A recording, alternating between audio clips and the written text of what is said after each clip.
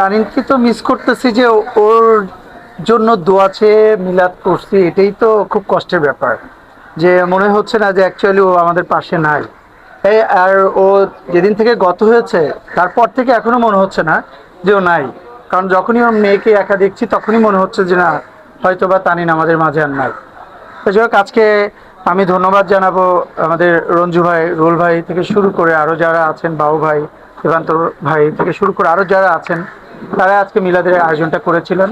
আমরা তাদের পাশে থেকেছি এবং আমরা অংশগ্রহণ করেছি। আর আপনাদের মাধ্যমে আমাদের আরও যারা ভাইয়েরা আছেন, যারা বিনোদন বা কালচার রিপোর্টার ভাইয়েরা আছেন, তো আমরা আপনাদেরকে কর্ডিয়ালি রিকোয়েস্ট করব যে আপনারা ইনশাল্লাহ সবাই এসে আমাদের মিলাদে উপস্থিত হবে। জানেন যে মিশা ভাই দেশের বাইরে, আমাদের হচ্ছে দীপজল চাচু আপাতত ওনার জায়গায় আমাদের আরমান স্যার কাজ করছে। রুবেল ভাইকে যেহেতু সিনিয়র ভাইস প্রেসিডেন্ট, ওনার অনুমতিটা ছাড়া আসলে আমরা, মানে এটা তো আমরা ছোট করে চাইলেও করতে পারছি না। বিকজ আমাদের যে সহকর্মী সে একজন আর্টিস্ট এবং একজন হিরোইন, তার অনেক বড় একটা সার্কেল আছে। সো আমরা প্রতি মাসে যে টাইপের মিলাদ আমরা করে থাকি, যে আমরা একটা SMS করে নর্মালি জাস্ট বলে দিই যে আজকে আমাদের মিলাদ আছে, মাসিক মিলাদ। সো এইটা তো আমরা ওইভাবে মাসিক মিলাদ হিসাবে করতে পারছি না। আমাদের সবাইকে জানাতে হবে, SMS করতে হবে, ফোন করতে হবে। এটার জন্য আমাদের একটু টাইম লেগে গেছে।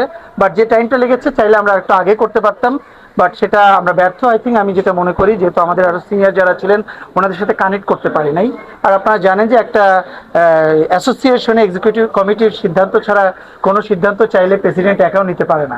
তো সেক্ষেত্রে আমি অর্গানাইজ সেক্রেটারি আসলে করতে পারি না। জাস্ট আপনারা সবাই তানিনের জন্য দোয়া করবেন, এবং আমি আমার অন্তরস্থল থেকে আপনাদের জন্য অনেক বেশি ভালোবাসা রইলো, অনেক বেশি দোয়া রইলো। সময় হতো না যে রাত 12টা বেজে গেছে, ওকে জানায়নি, কিন্তু আমার আরো ফ্রেন্ড শিপন, জন থেকে শুরু করে আরো ফ্রেন্ডরা সব হুট করে বাসায় চলে আসছে। তো ছেলে মানুষ, ওরা হয়তো একটা পিকচার আপলোড করছে, ওরা 3টার সময় ফোন দিয়ে গালাগালি শুরু করবে, বন্ধুত্বে গালাগালি যেটা হয় আবদার।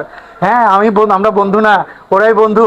আমাকে একবার জানানো, অবশ্য ওর বাসা আমার বাসা থেকে ধরতে গেলে 4টা বিল্ডিং পড়ে, তো আমাকে জানানোর একবারও প্রয়োজন মনে করি না। এইভাবে আর কি সবসময় একটা আবদার নিয়ে কথা বলতো। আর ওর ভিতরে একটা জিনিস লক্ষ্য করেছি, যে ও হচ্ছে ওপেন মাইন্ডেড। ওপেন মাইন্ডে বলতে গেলে পিছনে কোনো কথা বলবে না কাউকে নিয়ে, সব ওপেন বলবে। আপনার ভালো লাগছে না, আপনাকে ওপেন বলবে যে আপনাকে ভালো লাগে না, বাট পিছনে কোনো কথা বলবে না। থ্যাংক ইউ, আপনারা আজকে আসছেন, আমরা সিরিয়াসলি অনেক কৃতজ্ঞ। বলতে গেলে এমন যদি হতো যে একজন মানুষ মারা গেছে, আমরা জেনে দৌড় দিয়ে তার কাছে গেছি তাকে দেখার জন্য, কিন্তু একটা সপ্তাহ আমরা তাকে নিয়ে দৌড়াইছি। একটা সপ্তাহ সমস্ত ডক্টরদেরকে আমরা মিটিং করেছি, বিভিন্ন জায়গায় ট্রাই করেছি, বিভিন্নভাবে বড় বড় ডক্টরদের সাথে কথা বলেছি, এবং আমরা জানতেছি যে লোকটা মানে এখন পর্যন্ত শ্বাস নিচ্ছে, শ্বাস আছে, সে নিশ্চয়ই ব্যাক করবে। কিন্তু একটা মুহূর্তে গিয়ে দেখলাম যে একটা সপ্তাহ লাইফ সাপোর্টে থাকার পরও তাকে, আমরা অনেক আছে না লাইফ সাপোর্টে থাকার পরও ব্যাক চলে আসে, হয় না এরকম কিছু। আমরা মনে করেছিলাম যে হয়তো তার ব্যাক আসবে।